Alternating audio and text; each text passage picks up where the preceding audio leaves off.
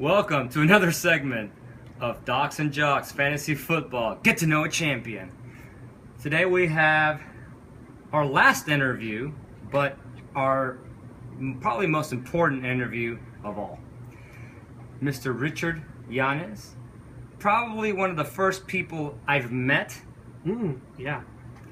Since I came to this country. Fresh off the boat. Fresh off the boat, still wearing jacked up pants and sneakers. I think you were barefoot, actually. I think I looked like the guy from that movie with the tiger. What's the name? Yeah. What's the name? I don't remember the guy that sails on the boat when it's got the tiger. What is that? Love Boat? I don't know. No, come on. The Life of Pi. That's what it is. That's what it is. I didn't watch that movie. That's who I was when he met me. Sir, can I ask you for a favor? Absolutely. Could you please take a look at this trophy and look at year 2011? Could you read that off, please? You know what? I'm even going to put my glasses on for this one. Wow. Yeah, absolutely. Wow, very special. The year was... Oh, here we go. 2011. 2011. That's right there. Yeah, I see What it. is that? Can you read that whole thing, please? Sure. It says, Box of Rocks. Well, just read the whole thing, please. Oh, gotcha. What's that say right there? It says 2011. 2011. Richard Llanes. That would be champion. That would be be me. you. Absolutely.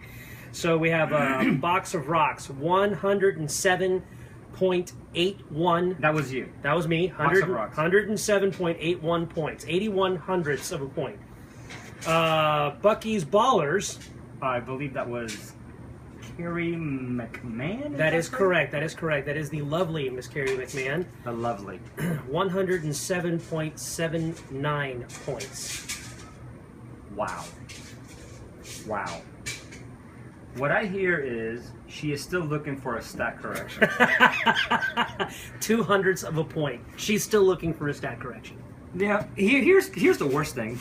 I'm glad we're sitting. This is our first interview that we're sitting. Very relaxed type of atmosphere. Thank you. Because you, sir, your name was not always Box of Rocks. Last year you had another name, which was 0.02. That was your team name. What can you say about that? It looks like you kind of rubbed it in a little bit, you know?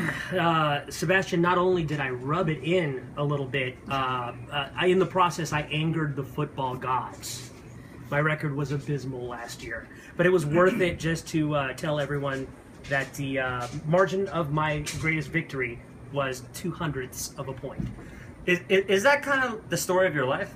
Pretty much, absolutely. Everything is just by the seat of my pants, yeah. You know, just by a hair. When you win, you're just barely pulling it off. You know, you could almost say it's an accident.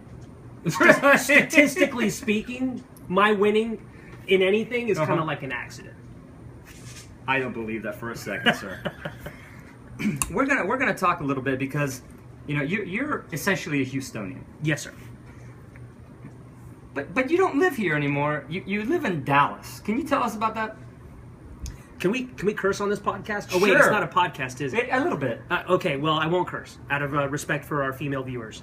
Have you met our female viewers? And our There's 2 female viewers. and our one of them is Carrie McMahon. And our have you met the other female viewer? You know, our non-traditional male viewers also. I want to make sure to. Of course. Yeah. First of all, geographically speaking, you might want to take a look at a map. I do not, in fact, live in Dallas. I live in the city of which Dallas is a suburb. I live in Fort Worth, Texas. Oh, okay. Whatever. All right. Let me ask you another question. So now that you've been there for a couple of years, have you become a Texas Rangers fan or maybe a Dallas Cowboys fan? It's interesting you asked that question, Sebastian. I do, in fact, have a Dallas Cowboys banner that I buy every year to burn in effigy in my front yard. So to answer your question, no. I have not drank the Dallas Cowboy Kool-Aid. They're fantastic this year, are you sure?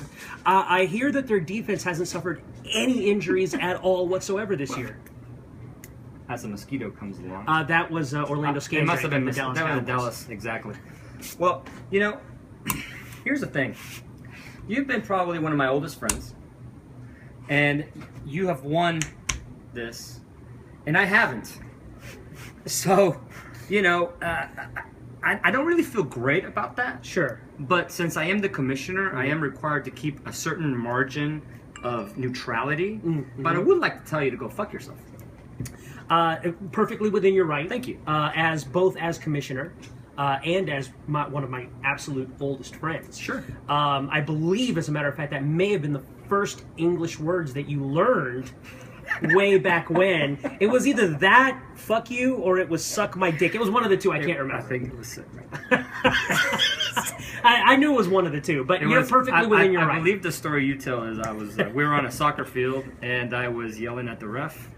Yeah. Remember that? Yeah. That's the story you tell. Well, it's a great story. I don't remember it because my virgin ears wouldn't. Yeah. They forgot. Well, even back then you had a problem with alcohol, so I understand that. Yeah. Fair enough.